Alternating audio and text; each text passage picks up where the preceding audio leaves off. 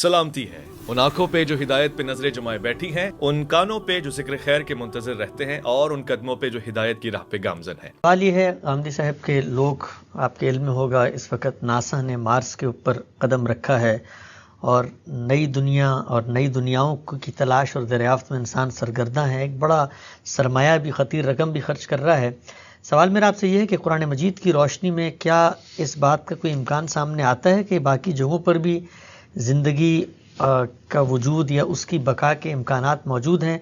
क्या दीन की कोई ऐसी हिदायत है जिसकी रोशनी में हम ये फ़ैसला करें कि हमें वहाँ जाना भी चाहिए कि नहीं?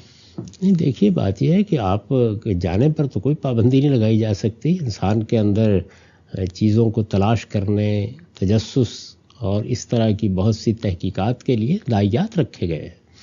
इंसान ऐसे ही करता है और दुनिया में जब वो ये सब करता है तो इसके नतीजे में अपने लिए बड़ी सहूलतें पैदा करता है, अपने इल्म में इजाफ़ा करता है बजाय ख़ुद इल्म में इजाफ़ा।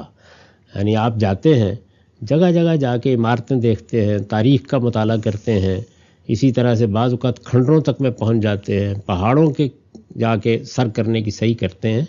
तो ये सब चीज़ें असल में इंसानी तमद्दुन पर बड़े गहरे असरात रखती हैं। तो इस वजह से इनसे रोकने की कोई वजह नहीं है। अलबत्ता जब आप किसी चीज़ पर अपनी कुव्वत, अपना सरमाया खर्च कर रहे होते हैं, उसमें तरजीहात ज़रूर मलहूज़ रखनी चाहिए। यानी लोग भूखों मर रहे हों और आप सैर करने के लिए चले जाएं तो फिर आप पे तनकीद होगी, बजाय ख़ुद सैर करना, तफरीह करना, ये कोई बुरी चीज़ नहीं है। तो तवाज़ुन को बरकरार रखना ये एक अलग बात है। लेकिन असलन इंसान अगर ये सब न करे तो फिर वो अपने लिए नई दुनियाएं तलाश कैसे करेगा? यानी वो अमेरिका ही में क्यों आता? खुद सोचिए इस बात को। उस ज़माने में अगर रख कर देखें, जबकि हिस्पानिया से और पुर्तगाल से ये लोग निकल रहे थे, तो अगर अमेरिका को तलाश ना करते, समंदर तो आगे बेकरार मौजूद था। और उस वक्त जो आलात थे या जो ज़राए थे, उनमें ये भी कोई मामूली सफ़र नहीं थे, जान खतरे में पड़ती थी। तो मेरे ख्याल में इनसे रोकने की कोई वजह नहीं है। बाकी रह गई ये बात कि दुनिया में क्या कुछ मौजूद है क्या नहीं। हमारे पास अल्लाह ताला की जो हिदायत कुरान की सूरत में है, उसमें ये ख़बर दी गई है एक मौके के ऊपर कि ये जो दुनिया तुम्हें नज़र आती है ये एक आलम है या एक समा है, ऐसे 7 और हैं। और उसी में सूरह तलाक के आखिर में ये बताया गया कि वल अर्ज़ मिस्लहुन्ना, एक आबाद सैयारा इसमें है जिसको अर्ज़ कहा गया है। ऐसे ही आबाद सैयारे हर कायनात में मौजूद हैं। और इस तरह गोया 7 ही आसमान हैं और 7 ही ज़मीनें हैं। तो ये बात कुरान में बताई गई है।